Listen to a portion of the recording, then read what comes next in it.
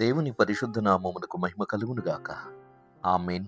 ఈ ఉదయకాల శుభములు మీకు తెలియజేయుచున్నది రెవరెండ్ కె శ్యాంబాబు. ఈ దినము కొరకు దేవుని వాక్యము.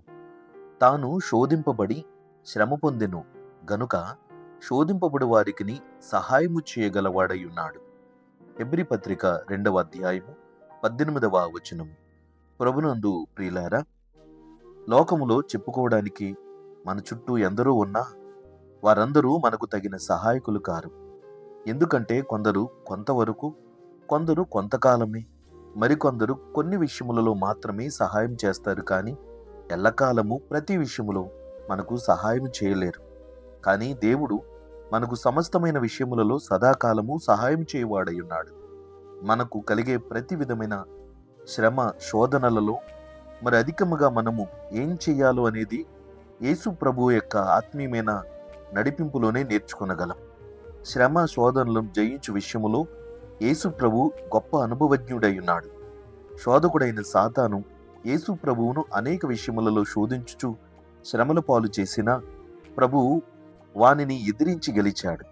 యాకోబు పత్రికలో 4వ అధ్యాయము 7వ వచనములో, కాబట్టి దేవునికి లోబడి ఉండుడి, అపవాదిని ఎదురించుడి, అప్పుడు వాడు మీ యొద్ద నుండి పారిపోవును అని వాక్యములో తెలియజేయుచున్నాడు. కనుక అపవాదిని ఎదిరించగలిగితే వాని యొక్క శోధనలోనూ మనమందరము కూడా జయించగలం. కనుక యాకోబు భక్తుడు చెబుతున్న ఆత్మీయమైన సత్యము నిజముగా మనము అనుసరించవలసిన వారమై ఉన్నాం.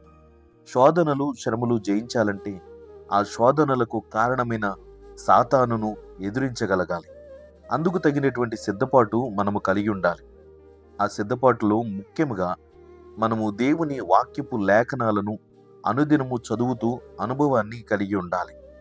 అట్టి వాటి ద్వారా, లేఖనముల ద్వారా సాతానును గెలవగలం. యేసు ప్రభుతో మాట్లాడిన ప్రతి మాటలో లేఖనముతోనే ప్రభువును శోధించడానికి సాతాను ప్రయత్నించాడు. యేసు ప్రభు అదే లేఖనముల ద్వారా వానికి తగిన జవాబునిచ్చాడు. రెండవదిగా, విశ్వాసపు అభివృద్ధిని మనము కలిగి ఉండాలి.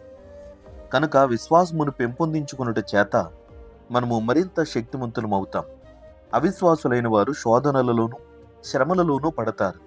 కనుక అపవాదిని ఎదిరించగలిగేటటువంటి ఆ ఆధ్యాత్మిక శక్తి సామర్థ్యం వాక్యమును వినుట చేత విశ్వాసమును పొంది అప్పుడు వారు మరింత సామర్థ్యం కలిగిన వారుగా ఎంచబడతారు.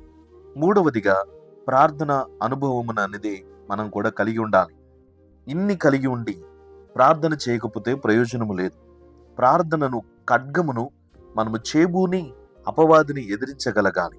అపోస్తలుడైన పౌలు గారు తెలియపరిచిన ఆ ఎఫెసీ పత్రిక 6వ అధ్యాయములోని ఈ ప్రార్థనాయుతమైనటువంటి సిద్ధపాటును గురించినటువంటి విషయములలో ప్రాముఖ్యముగా దేవుడిచ్చు సర్వాంగ కవచమును పరిచయం చేస్తున్నాడు. కనుక అపవాదిని ఎదిరించగలగాలి, ఆ శోధనలు జయించగలగాలంటే ఇదే ఒక చక్కటి మార్గం. కనుక యేసు ప్రభు అట్టి అనుభవముతో మనకు నేర్పుతున్నాడు. లోకంలో శ్రమలు శోధనలు అనేకం కలగవచ్చును, కానీ సమస్తమును జయించగలిగే ఆ ఆధ్యాత్మికమైన సామర్థ్యము ప్రభు మనకు నేర్పుతున్నాడు. ఎప్పుడైతే మనము అపవాదిని ఎదిరించగలమో అప్పుడు శోధనల నుంచి విడుదల పొంది దేవుని సన్నిధిని ధైర్యముగా మునుముందుకు సాగగలం. అందుకని ప్రభువు లూకా సువార్త 22వ అధ్యాయము 40వ వచనములో, మీరు శోధనలో ప్రవేశించకుండానట్లు ప్రార్థన చేయుడని ప్రభు తెలియపరుస్తున్నాడు.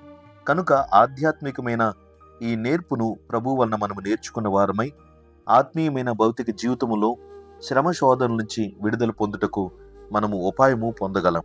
కొరింథీ మొదటి పత్రిక 10వ అధ్యాయము 13వ వచనములో, సాధారణముగా మనుషులకు కలుగు శోధన తప్ప మరి ఏదియూ మీకు సంభవింపలేదు.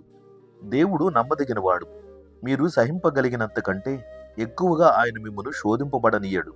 అంతేకాదు, సహింపగలుగుటకు ఆయన శోధనతో కూడా తప్పించుకుని మార్గమును కలుగు చేయును అని వాక్యముందు తెలియచేస్తున్నాడు. కనుక ఈ ఆత్మీయమైన సూత్రమును మనం పాటించగలిగితే శ్రమలోను శోధనలోను మనమును విజయమును పొంది సుఖముగాను సమాధానముగాను దైవ సన్నిధిని కొనసాగగలం. కనుక పౌలు భక్తుడు తెలియపరిచిన ఆధ్యాత్మికమైనటువంటి సర్వాంగ కవచమును మనము ధరించుకుని అపవాదిని ఎదిరించున్నట్లు శక్తిమంతులముగా జీవించుదాం. పరిశుద్ధాత్మ దేవుడు అట్టి కృప మనకు దయచేయునుగాక. ఆమేన్. ప్రార్థన. ప్రేమగల తండ్రి, ఘనమైన దేవా, నీకు స్తోత్రాలు. దివ్యమైన నీ వాక్యముల చేత మీరు మమ్మల్ని ఎప్పటికప్పుడు బలపరుస్తున్నారు. ప్రభా, మేము పడిపోతున్న పరిస్థితులు నీకు తెలుసు. ప్రభా, మానవ రీతిగా ఉన్నటువంటి ప్రతి శ్రమ నీవు అనుభవించున్నావు కనుక నీవు శోధింపబడినను శోధనలను జయించినటువంటి అనుభవం నీది కనుక శోధనలలో కూడా తప్పించుకున్న మార్గము మాకు ఉపదేశిస్తున్నావు. నీ వాక్యమును అనుభవించి నీ వాక్య సంబంధమైనటువంటి అనుభవంలో విశ్వాసమును సంపాదించుకొని అట్టి రీతైన విశ్వాస సహితమైన ప్రార్థనా పరులుగా శక్తిమంతులముగా మేము జీవించాలని నీవు మాకు ఉపదేశం చేయుచున్నావు. ఎవరైతే శ్రమలో ఉన్నారో శోధనలో ఉన్నారో వారికి విడుదల కలిగించండి. ఇటు వాటి ద్వారా ఆ బిడ్డలు క్షేమమును పొందినట్లుగా సహాయం చేయండి. వ్యాధిగ్రస్తులను ముట్టండి, స్వస్థపరచండి. దేవా, ఆర్థిక ఇబ్బందుల నుంచి నీ బిడ్డలను ఆదుకొనండి తండ్రి. ఇంకా లౌకిక సంబంధమైన పరిస్థితులలో పాప సంబంధమైనటువంటి బలహీనతలకు నాయన గురి అయి వాటి నుంచి విడుదల పొందలేని వారికి విడుదల కలిగించండి. శాంతి, సమాధానము, నెమ్మది ఎల్లప్పుడూ నీ సన్నిధిని వారు అనుభవించినట్లు వారి అపరాధ పాపదోషములు క్షమించి కృప చూపుమని యేసుక్రీస్తు నామమున ప్రార్థన చేయుచున్నాము తండ్రి. ఆమేన్. తండ్రి, కుమారుడు, పరిశుద్ధాత్మయను త్రియేక దేవుని దీవెన ఇప్పుడు ఎల్లప్పుడు మీకు తోడయుండునుగాక. ఆమేన్.